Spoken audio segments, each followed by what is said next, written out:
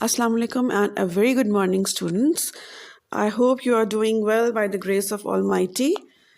So, today we are going to learn about how one of India's most famous empires, the Mughal Empire, was founded. But first, let's quickly go over some of what we have already studied so we can understand how this new empire came to be. First, we studied caliphates, right? So we learned that after Prophet Muhammad sallallahu alaihi wasallam, the Muslim world was ruled by caliphates, and these were large Islamic empires ruled by caliphs who were both spiritual and political leaders. And the caliphate spread Islam to many parts of the world, including the Middle East, North Africa, and parts of Asia.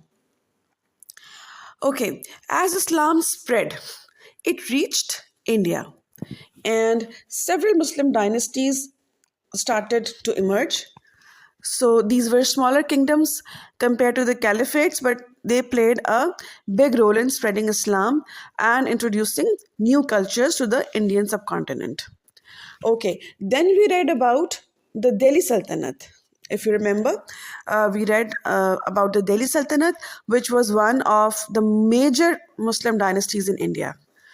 The Delhi Sultanate was a powerful empire, and it ruled much of northern India for over 300 years. And as you all know, that it was established by rulers like Qutbuddin Aibak, and then it's strengthened by kings such as Alauddin Khilji and Muhammad bin Tughlaq. So the Sultanate brought new architecture, art, and administrative ideas to the subcontinent of India. Now, after the Delhi Sultanate, a new empire was about to rise, that is, the Mughal Empire. It would be bigger, more powerful, and would shape India's history in a very big way. So, this empire was started by a man named Babur who had a special dream for India. So, let's begin the chapter of the foundation of Mughal Empire. Okay, so the foundation of the Mughal Empire, page number 53 of your history book. And we are going to start this chapter now. The foundation of the Mughal Empire. The first topic is who founded the Mughal Empire. Okay, so a long time ago in 1483, actually, I'm giving you some background of Zahiruddin Muhammad Babur. So, a boy named Babur was born in a place called Farghana, that is in modern day Uzbekistan. Uzbekistan was once the part of the Russian Federation, and Uzbekistan is located in Central Asia. If you see the map, its neighboring countries are Turkmenistan, and it shares some borders with Afghanistan also, then Tajikistan, Kyrgyzstan, and all these countries. So they are all basically intertwined with Russia through their geography and history. But the war in Ukraine, you must have heard about the Ukraine war. It has changed now its relationship. So this is basically about Uzbekistan. So Babur was special because he came from a family of powerful rulers. Uh, his ancestors, I mean, forefathers included two famous conquerors, that is Genghis Khan from Mongolia, that we have already learned about, and Temur from Central Asia. So this meant that Babur grew up learning how to be a strong and smart leader. So he was a very smart leader. And at first, Babur ruled a small kingdom in Central Asia, but he wanted to make it bigger. So he tried to expand his kingdom, but faced a lot of challenges, and things didn't always go his way. So finally, Babur decided to look towards India, which was known to be a wealthy and powerful, you can say, and beautiful and full of opportunities. Okay, at the age of 12 years, Zahiruddin Muhammad Babur inherited the kingdom of Fargana in Afghanistan. So actually, Fargana it's like a valley in Uzbekistan, and since it shares the borders with Afghanistan, so that's why it's written down here that in Afghanistan. So he had ambitions of conquering his ancestral kingdom of Samarkand. Samarkand was another kingdom and where his father was the ruler. But after three unsuccessful attempts, he turned to Kabul and became the ruler in 1504. In 1524 CE, Babur was invited by Daulat Khan Lodi to overthrow Ibrahim Lodi, the unpopular ruler at Delhi. Babur defeated Ibrahim Lodi at the Battle of Panipat, thus capturing the northern territories of India. Daulat Khan expected Babur to return to Kabul, but Babur stayed in Delhi, establishing the Mughal Empire in 1526. Okay, so this is very important actually. The first Battle of Panipat, uh, it was Babur's big chance that when he faced off against Ibrahim Lodi at the Battle of Panipat, and Babur's army, although it was smaller, it had something special. And what was special about the army? They had guns and artillery, that is, cannons, which were new in Indian warfare. Before, nobody was using these kind of weapons. So Babur's soldiers knew how to use these new weapons, which gave them an advantage. And using clever tactics, Babur won the battle and defeated Ibrahim Lodi. So this was an important victory because it marked the beginning of the Mughal Empire in India. Okay, so what happened next? There are some points that is written down in Did You Know section. I want you to read it carefully because there are some very important points such as Babur ruled 1526 to 1530, was a descendant of Temur, I already told you, on his father's side, and Genghis Khan, the Mongol emperor, on his mother's side. Then we have the name Babur means tiger, which suited him since he was a fearless fighter with a remarkable ability to recover from setbacks and move forward. Babur was also charming, friendly, and though he asked a lot from his soldiers, they admired and obeyed him. So these are very important points about Babur. Okay, so what happened next? After Babur's victory at Panipat, some rulers in northern India saw him as a foreign invader and they were not ready to accept him as their ruler. And out of them, the most determined of these rulers was Rana Singha of Mewar. Rana Singha was a brave and powerful leader who also united several Rajput rulers and allies to oppose Babur. So he wanted to drive Babur out of India and restore Rajput control over the region. Rana Singha, it's written down here on page number 54. Okay.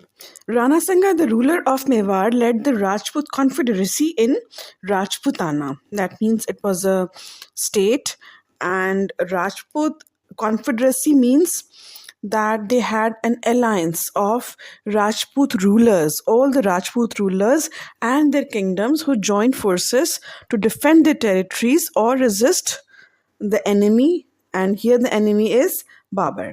Okay, so when he realized that Babur wanted to keep the territories they gained, he fought him with a Rajput and Afghan army at the Battle of Khanwa, and they lost. A year later, he was poisoned by his own men. The defeat of the Rajputs and Afghans marked the military capability of the newly established Mughal Empire and highlighted the empire's formidable strength in the region. So Babur had a clear victory over the this battle. So Babur died at the age of 46 years in 1530 and is buried in Kabul. His empire stretched across the northern part of the subcontinent from Afghanistan to the Bay of Bengal. So here Bay of Bengal doesn't mean that all the countries that are surrounded by the Bay of Bengal were conquered by Babur, but it means that some part of the Bangladesh, maybe, because Bangladesh is directly um, located on the Bay of Bengal. And so some countries are also surrounded, but some northern India's states, they are all bordering the Bay of Bengal. So his conquests stretched to that level. All right, now the legacy of Emperor Babur. Babur, known for his military prowess and his talent as a Turkish poet, as a brilliant soldier and a capable ruler who introduced the use of cannons in warfare in the subcontinent. He possessed magnetic leadership, inspiring two generations after him. Babur was an empire builder with an engaging personality, a lover of nature who created gardens and hosted parties in beautiful spots. His memoirs, the Baburnama, memoirs means the book where the memories have been written down. Baburnama was actually written in a language that has Turkish dialect, right?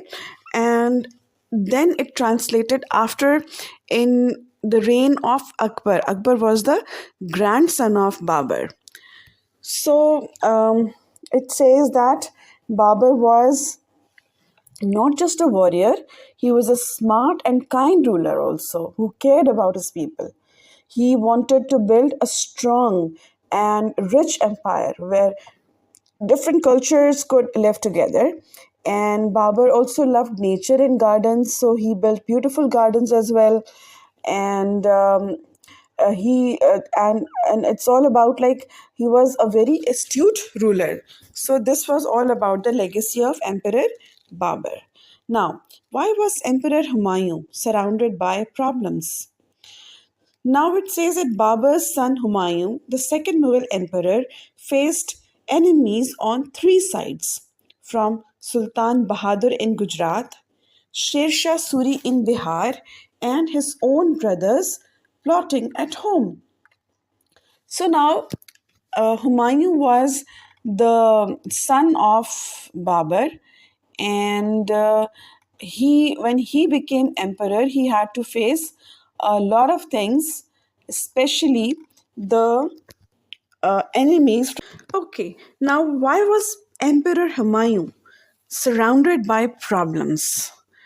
We are going to read this now. Babur's son Humayun, the second Mughal emperor, faced enemies on three sides, from Sultan Bahadur in Gujarat and Sher Shah Suri in Bihar, and his own brothers plotting at home.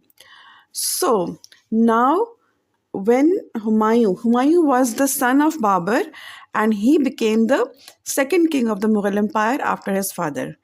But his time as king, it wasn't easy because he had to face very smart and powerful rulers at this time. And as we have read that from Sultan Bahadur in Gujarat, he was also one of the four. Then Sher Shah Suri in Bihar, he was also a very strong enemy, and his own brothers plotting against him. So, warfare was changing as Portuguese traders had sold good quality guns to the Gujarati Sultan. So, the enemies were becoming stronger against Humayun. Humayun soon lost land to his rivals before defeating Bahadur Shah. Sher Shah Suri proved to be a formidable foe for Humayun. Having consolidated his power in Bengal and Bihar, Sher Shah defeated Humayun at Chaunsa in 1539 and subsequently at Kannauj in 1540 CE. After Sher Shah Suri took control of his Babur's empire, Humayun was expelled from India and forced to take exile in Persia. It means that Humayun now starting he started losing the empire, and he lost in the battles as well. There was a huge battle that's called Battle of Kannauj, and then here Sher Shah's army was stronger and better prepared, and Humayun didn't have any enough support from his nobles and brothers who didn't always help him. So what happened after losing? Humayun had to run away. to save himself.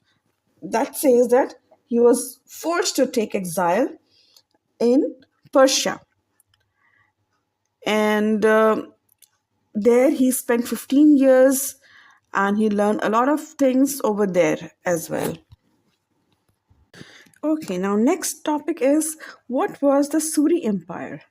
Now, Sher Shah Suri, as we have read about the defeat of Humayun by Sher Shah Suri, Sher Shah Suri, born Farid Khan, an ethnic Pashtun, declared himself emperor after defeating Humayun. He ruled from 1540 to 1545. Okay, so um, Suri Empire, it was created by a smart and brave leader, and his name was Sher Shah Suri. His real name was Farid Khan, and it was a short lived but very important empire in Indian history. So, Sher Shah Suri was an Afghan warrior and leader, and he started as a small soldier and then worked his way up to becoming a king. So his real name was Farid Khan, as I told you, and Sher Shah was the title, and it means the Lion King because he once killed a lion all by himself. This is true, and this is recorded in history. So Sher Shah defeated Humayun in big battles, and now he took over the empire in a very powerful way. So, Sher Shah Suri was a strong and general and administrator who divided his empire into provinces for efficient administration with many systems that later Mughal emperors retained. He appointed honest and efficient officials and set up an effective and mobile army. He introduced a government postal system and built and improved roads, including the Grand Trunk Road from Peshawar to Bengal, with trees planted for shade and rest houses for travelers. The road network connected cities and also benefited trade. During his reign, he introduced a standard weight rupee and created a capital for the Sur Empire at Sasaram, Bihar. He and his successors built masjids and caravanserais, new cities such as Bhera, and public buildings. So, this empire was like very he worked very dynamically to build his empire. He built super famous road that is called the GT road or the Grand Trunk Road, which connected many cities at that time. People used it to travel and trade easily, and this road is still used today. Now, coins and money also, he introduced a very strong and organized system of rupee, and which became the basis for modern Indian currency. Now, Sher Shah also he made sure that traders were treated fairly. He created good laws so that people could live peacefully. So this was about the Sher Shah Suri's empire. Now, when Sher Shah Suri was accidentally killed in an explosion during the siege of Kalinjar fort, his son Jalal Khan was asked by a council of nobles to take over and ruled as Islam Shah. So when he died, his son took over. And then what happened? Did Humayun ever get to rule? In 1555, Humayun was able to regain his throne with Safavid help and began work on consolidating his empire. He went on several military expeditions, expanding Mughal ruler across much of eastern and western India, a total of 1 million square kilometers. Humayun did not live long enough to enjoy his rule as he fell to his death from an observatory in 1556. So finally, Humayun um, made it to come back and regain his throne with the Iranian kings, and they helped him a lot. And then he expanded his empire as well, but he couldn't live because he was died in an accident, and an accident was that he slipped from the stairs of his library, and he died. So this was the end of Humayun's reign. Okay, so we are going to uh, do some questions regarding all the topics that we have covered so far. And you should go through the book as well. Just read the book, read the topics such as the did you know part and all the yellow parts that's there, the important points that I have explained. If you have any query, you can always message me. Okay, thank you so much.